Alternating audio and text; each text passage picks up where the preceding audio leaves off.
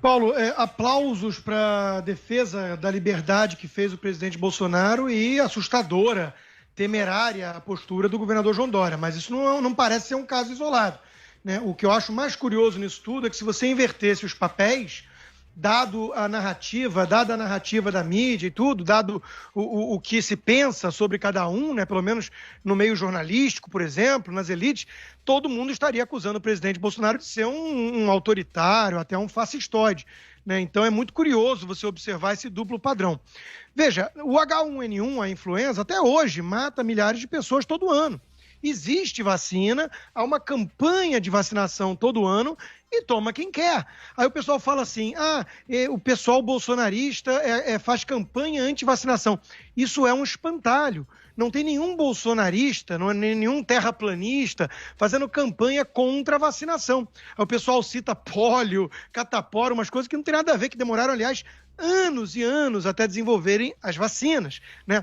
Então, eu dei o exemplo do H1N1 porque é muito mais próximo do caso do Covid, né? Então, ninguém está dizendo assim, eu sou contra a vacina. Estão dizendo apenas o seguinte, eu não quero, primeiro, que o Estado me obrigue e, segundo, eu tenho todo o direito de desconfiar dessa vacina ou vacina, como alguns estão chamando, né? Que o governador João Dória casou com a vacina chinesa e não solta mais, né? Por quê? Porque já é legítimo desconfiar de qualquer vacina feita às pressas. Não é à toa que mesmo esses laboratórios em países sérios, transparentes, capitalistas, estão querendo aí uma espécie de waiver, do tipo assim, olha, se acontecer algum problema, a gente teve que fazer às pressas. Querem se eximir de responsabilidade.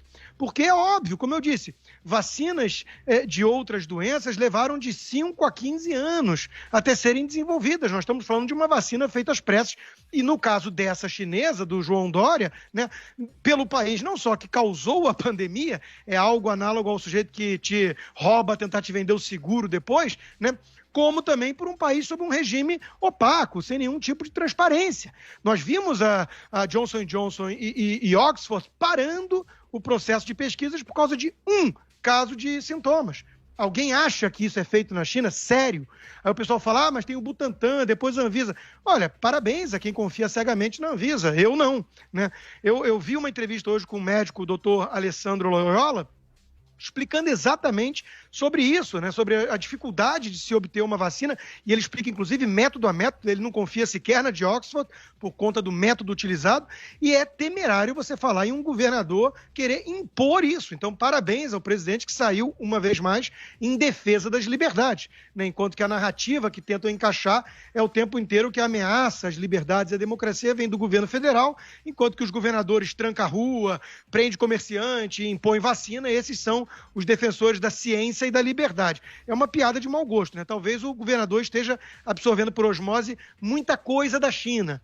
Nós estamos vendo aí nossos supostos liberais aplaudindo até a conduta da China nessa pandemia, o que é assustador. E aí eu incluo na minha análise, né, a postura de certos liberais, entre aspas. O João Amoedo, do Partido Novo, veio em defesa do Dória, o pessoal do MBL lá, o deputado Kim Kataguiri, veio em defesa do Dória, enquanto que a deputada Janaína Pascoal fez a pergunta certa. O que o governador entende por falar que é obrigatório? É o quê?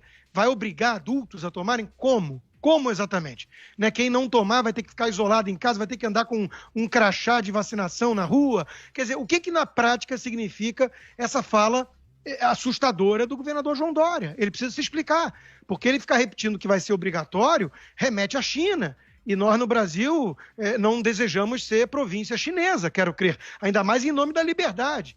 Ainda mais em nome do liberalismo, que nem tem feito alguns.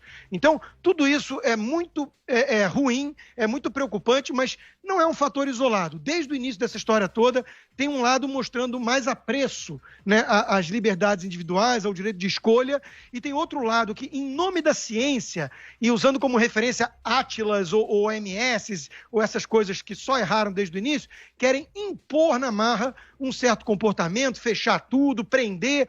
Isso aí não combina com liberdade nem aqui, nem aí no Brasil e nem mesmo na China, né? Porque tem alguns chineses que ainda tentam lutar contra esse tipo de absurdo.